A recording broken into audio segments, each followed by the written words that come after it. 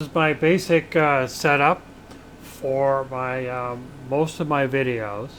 I use the Rode VideoMic with a bracket so that I can put it on my Canon VIXIA R62 camcorder.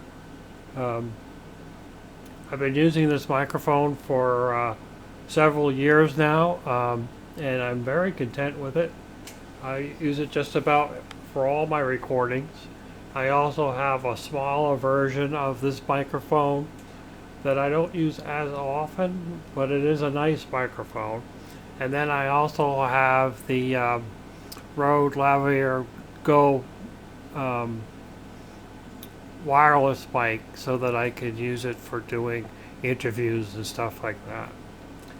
But so in this particular video that I did with Mother Nature Screaming is I recorded my video during the day, and then at night when I could set up the microphone to record the insects noise at night, and it did a pretty good job. Thank you.